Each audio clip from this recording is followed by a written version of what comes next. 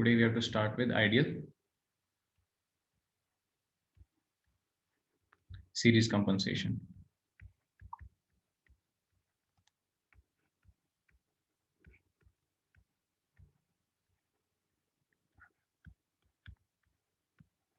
In last class we had studied about the ideal shunt compensation. Now we have to see the effect of your ideal series compensation. तो जो basic idea है आपका ideal series compensation का, that is to decrease the overall effective series transmission impedance. जो आपकी transmission line है, this is your sending end, this is your receiving and.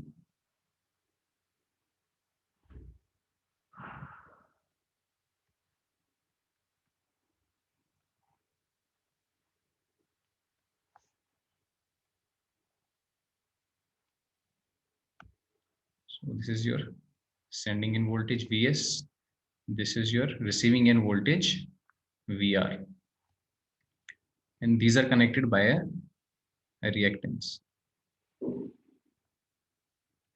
तो ideal series compensation में हमारा बेसिक आइडिया क्या होता है? जो आपकी टोटल लाइन की इम्पीडेंस है, इसे कम करना. तो इसे हम कम कैसे करते हैं?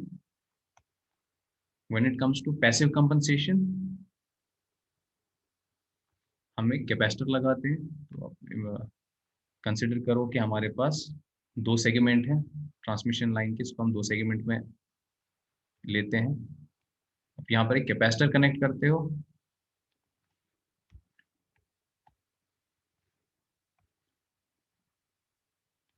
Late this be the middle of the transmission line. यहाँ पर वोल्टेज है आपकी Vm.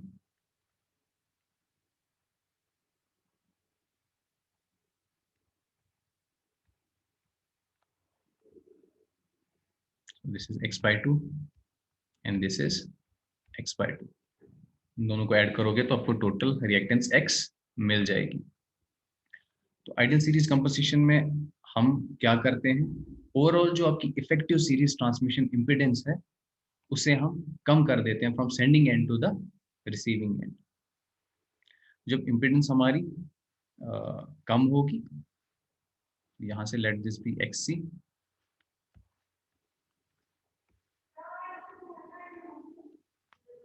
this is xc by 2 and this is xc by 2. हम जानते हैं कि जो हमारा पावर है, transmitted power, that is Vs into Vr upon x sin delta. So if you vary this x, by varying this x, you can vary the power that you are transmitting.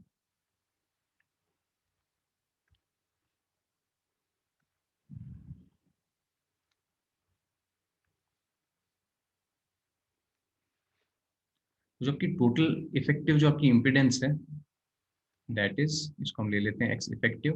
जो आपकी effective impedance होती है, that is equal to x minus xc. आपकी total impedance जो है, आप x में से xc माइनस करते हो, आपकी इम्पीडेंस कम हो जाती है.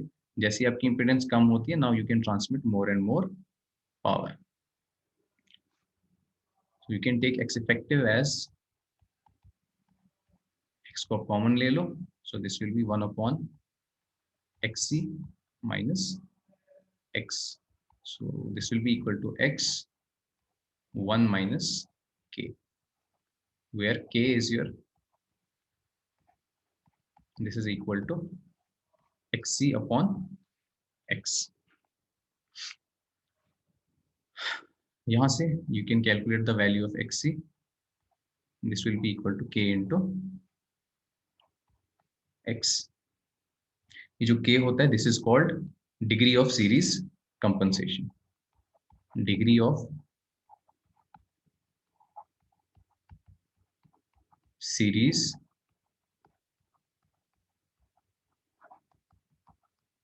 compensation. तो ये तो आपके पैसिव डिवाइसेस या पैसिव कंपनसेशन में आते हैं. लेकिन जब हम फैक्ट्स कंट्रोलर लगाते हैं, फैक्ट्स डिवाइसेस क्या करेंगे? फैक्ट्स कंट्रोलर्स क्या करते हैं?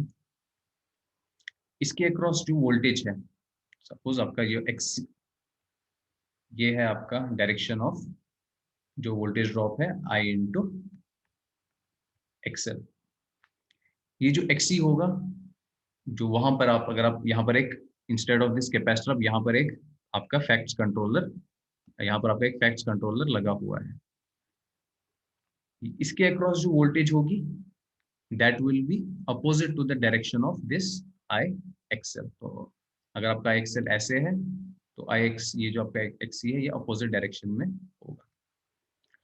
तो ये मैंने आपको पहली क्लासेस में भी बताया था कि ये जो स्टार्ट में जब आपको मैंने सीरीज के कुछ वो दिखाए थे आपको, सीरीज फैक्ट कंट्रोलर्स, उसमें ये चीज़ मैंने आपको समझाई थी कि जो चीज़ आपकी आपकी ये कैपेसिटर कर रहा है या बाकी सब, आप वही चीज़ कर सकते हैं using a fact controller by controlling the voltage.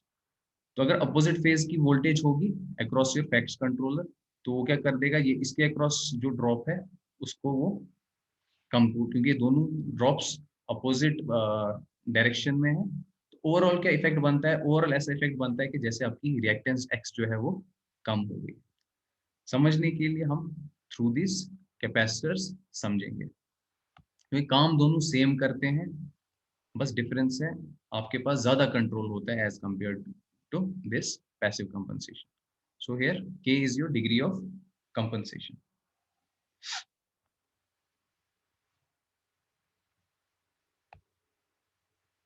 इसी फेजर डायग्राम देखेंगे। दिस इज बीएस, यहाँ सबका आ रहा है V R, this is your mid point voltage V M,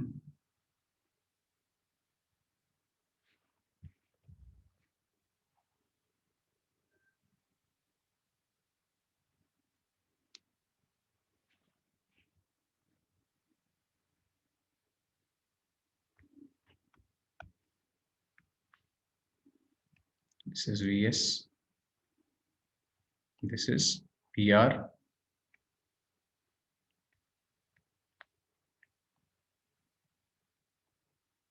yeah, VM, this is I, your angle is delta by 2, this is delta by 2, overall angle Vs और VR के बीच में delta होता है। ये ड्रॉप आपका आएगा I J X equivalent, this will be I J X equivalent, ये भी आएगा by 2 and this will also be by 2।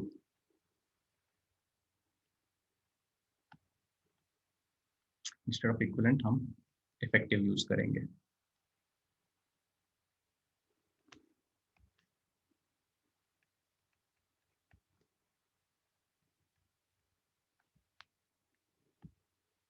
ये आपकी फेजर डायग्राम इसकी आ रही है। तो power transmitted over the line कितना होगा, फिर power will be equal to V M into I. अब हमें क्या निकालना है, वी एम का वैल्यू निकालना है।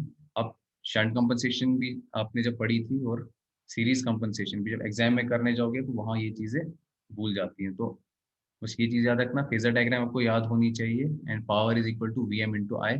फिर आपको वी एम का वैल्यू निकालना होता है और इस करंट आई का वैल्यू निकालना होता है। So if you take this triangle, इसको आप वो ले लो, तो जो आपका ये ट्राइंगल बन रहा है यहाँ पे O V M and V S, इस ट्राइंगल में आप देखो your cos delta upon 2, this is equal to V M upon V S.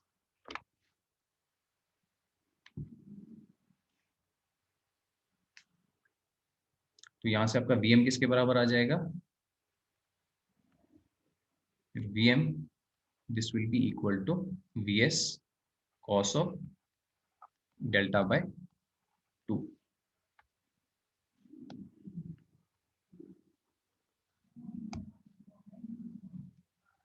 This is your equation 2.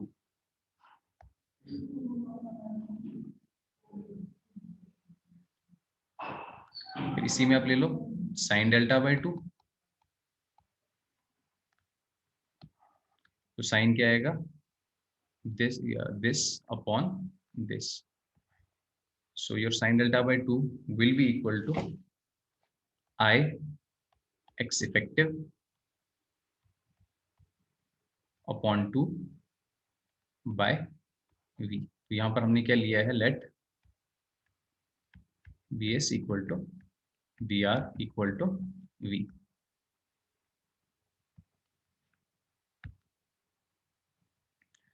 यहाँ से आपका आ रहा है आई एक्स इफेक्टिव अपॉन 2, ये आ रहा है आपका बराबर v साइन डेल्टा बाय 2।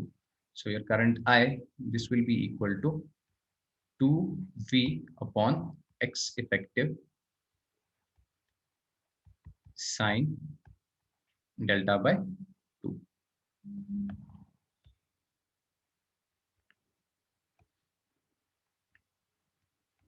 ये आ रही है आपकी इक्वेशन 3।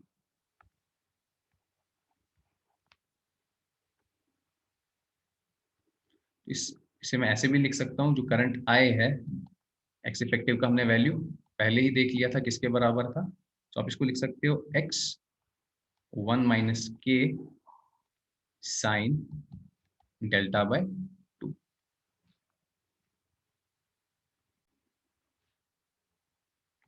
तो यहां से आप देखो, आपको पावर ट्रांसफर बढ़ाना है, तो अगर आपको पावर ट्रांसफर बढ़ाना है, पावर किसके बराबर था आपका, Vm इंटू आई। तो अगर आप आई की वैल्यू को बढ़ाते हो, आपका पावर है बराबर Vm इंटू आई। तो अगर आपको पावर ट्रांसफर इधर से बढ़ाना है, तो इफेक्टिवली आपको क्या करना है, इस करंट को बढ़ाना है। इस करंट के ऊपर अभी तक आपका कंट्रोल नहीं था, तो जैसे ही आपने सीरीज कंपनसेटर कनेक्ट कर दिया इन द लाइन, तो आप देखो करंट किसके बराबर आ रही है, 2v अपॉन एक्स 1 माइनस के, जहां पर के है आपकी डिग्री ऑफ कंपनसेशन। और जो आपका के होता है, you can vary this from 0 to 1। ये जो के होता है, you can vary this from 0 to 1।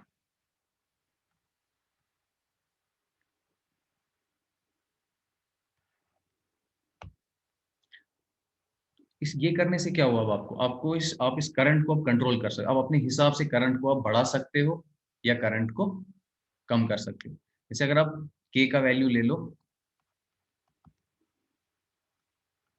0.5, तो करंट किसके बराबर होगी, 2v अपॉन एक्स 1 माइनस 0.5, तो ये आपका आ जाएगा 1/2 साइन डेल्टा बाई 2। तो इफेक्टिवली देखो, जो आपकी करंट है वो कितनी हो रही है, ट्वाइस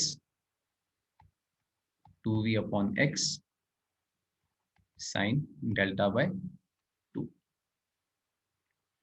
तो आप क्या कर रहे हो, बाय वेरिंग दिस के आप इस करंट को चेंज कर रहे हो। तो जब आप करंट को चेंज कर रहे हो, फिर आपको पावर पे भी कंट्रोल मिल जाता है। अब आप ज्यादा पावर ट्रांसफर कर सकते हो। तो हम निकालते हैं टोटल। अब आप इन वैल्यूज को सब्स्टिट्यूट कर दो इन इक्वेशन फर्स्ट। तो your power will be equal to, power is equal to Vm into I.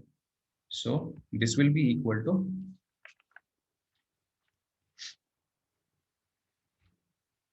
Vm हमें निकला था V cos डेल्टा बाई 2 के बराबर।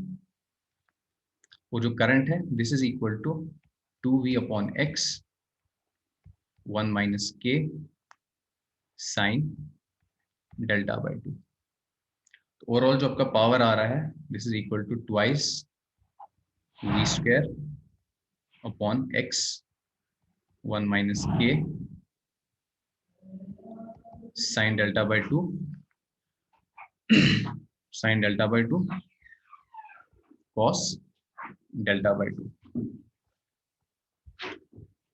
So you can write this as v square upon x 1 minus k sin delta। तो ये आ रहा है आपका पावर, जो आपका नया पावर 1 क्या है, that is equal to p is equal to v square upon x 1 minus K sine delta. अब हम देखेंगे कैसे आपका पावर वेरी होगा।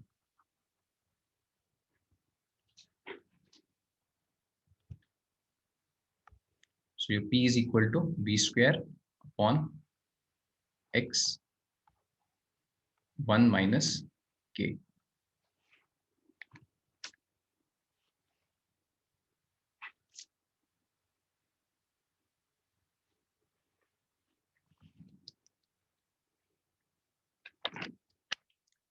विदाउट, यह है विद कंपनसेशन। विदाउट कंपनसेशन कितना आ रहा था, दिस इज विद कंपनसेशन।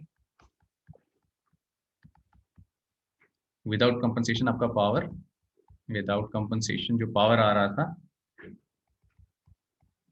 वो आ रहा था बराबर V square upon X sine delta. तो आप इस के को वेरी कर सकते हो। के को वेरी करने से आपको आपको किस पे कंट्रोल अब मिल रहा है, आप ज्यादा ज्यादा पावर को ट्रांसफर कर सकते हो। तो अगर हम वेरिएशन ऑफ पावर को प्लॉट करेंगे with delta, this is your P, this is delta. So for P equal, अगर आपका के जीरो है, when your K is equal to zero, तो आपके पास विदाउट कंपनसेशन वाला आ रहा है mode V square upon X sine delta. तो आपका कर्व कुछ ऐसा आएगा, जो हम नॉर्मली कर्व देख रहे थे वैसा ही आपका कर्व आ जाएगा।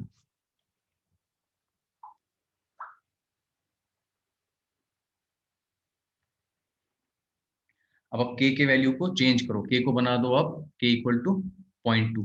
तो जैसे के को 0.2 बनाओगे आप देखोगे now you can transfer more power.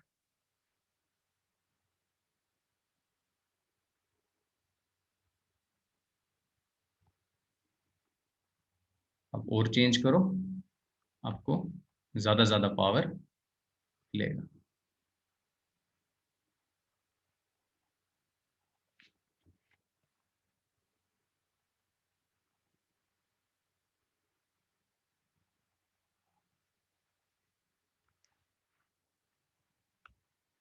So this is for k equal to 0.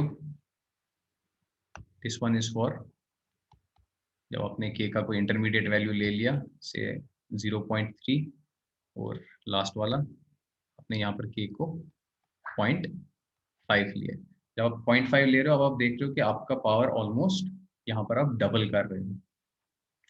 तो बाय चेंजिंग दिस के, आप अपने पावर जो ट्रांसमिट हो रहा है over the transmission line, you can change that. तो अगर बात करेंगे हम रिएक्टिव पावर की,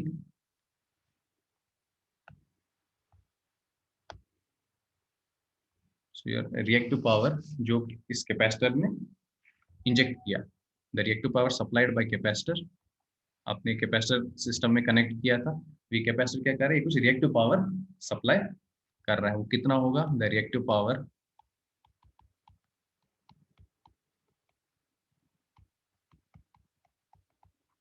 supplied by the series capacitor. जो सीरीज कैपेसिटर आपका रिएक्टिव पावर सप्लाई कर रहा है, that will be equal to I square into XC.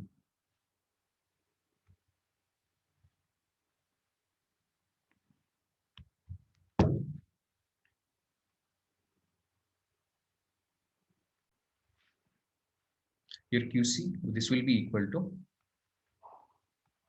I square XC. This in turn will be equal to I square XC का value हमने देखा, this is equal to KX. So जो capacitor reactive power provide कर रहा है, we can write it as, इसको आप I का वैल्यू जो हमने I का वैल्यू निकाला है वो भी पुट करो, तो this will be equal to I square है तो 4V square upon X square 1 minus K square sine square delta by 2, क्योंकि इधर में हमने आई को स्क्वायर किया। तो आपका आ रहा था वहां पे 2v अपॉन एक्स 1 माइनस के, इस सब को जब हमने स्क्वायर किया तो हमारे पास ये चीज आ गई इंटू के एक्स। इस सब को सॉल्व करो, साइन स्क्वायर डेल्टा बाय 2 जो आपका ट्वाइस आपका साइन स्क्वायर ए होता है, ये होता है बराबर 1 माइनस कॉस 2a अपॉन 2। जब इसको आप सॉल्व करोगे आपके पास फाइनली जो आपके पास फॉर्मूला आएगा, that will be your QC will be equal to twice v square k upon x 1 minus K square, ये स्क्वायर और ये x कैंसिल हो जाएगा, 1 माइनस कॉस डेल्टा।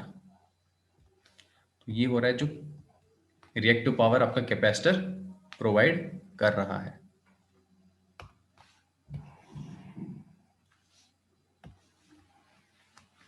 तो देखो अब आपको रिएक्टिव पावर पे भी कंट्रोल मिल गया by changing the value of के। आप रिएक्टिव पावर सिस्टम का भी चेंज कर सकते हो। तो अगर हम रिएक्टिव पावर को भी प्लॉट करेंगे, so your reactive power will B, let me copy this,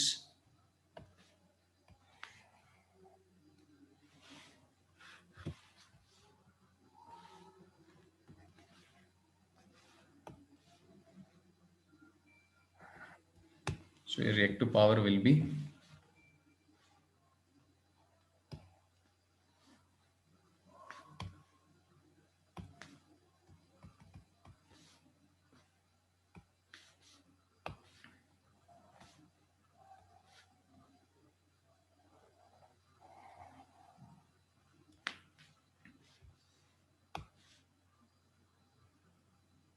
पहले अगर रिएक्टिव पावर ऐसा आ रहा है आपका,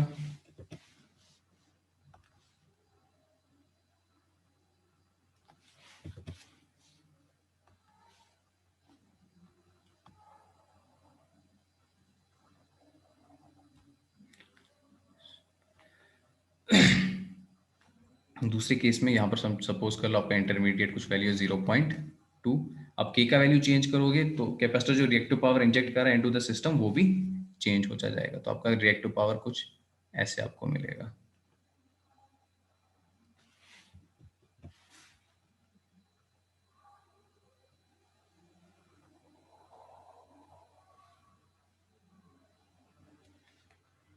तो यहाँ पे जो आपका QC है that is equal to twice V square K X 1 minus K square 1 minus cos delta.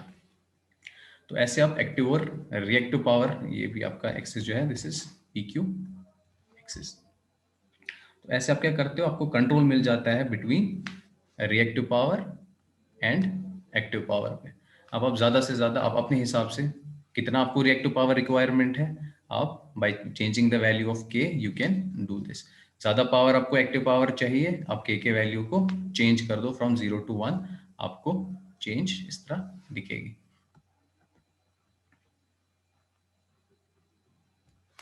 इसके बाद तीसरा जो होता है दैट इज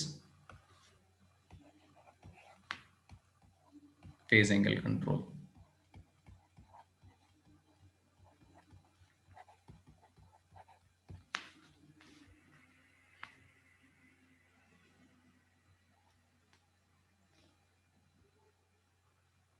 हमने अभी आइडियल शंट कंपनसेशन पढ़ी, आइडियल सीरीज कंपनसेशन देखी। तो अब हमें जो चीज देखने की एडवांटेज हमें अब क्या क्या मिला है यूजिंग दीज कंपनसेशन टेक्निक्स। सो सबसे पहले हम देखेंगे एडवांटेजेस ऑफ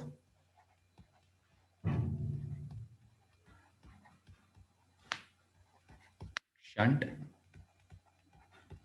कंपनसेशन। जो सबसे पहली एडवांटेज है of shunt compensation that is it improves voltage stability.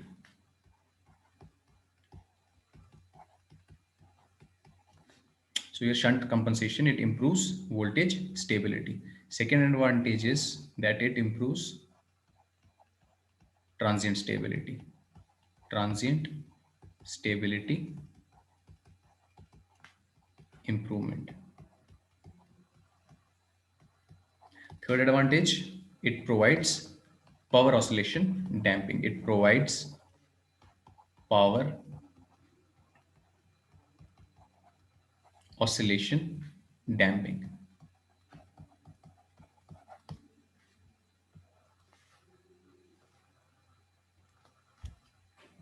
तो ये मीटिंग क्लोज हो जाएगी, आप नेक्स्ट मीटिंग ज्वाइन कर लो।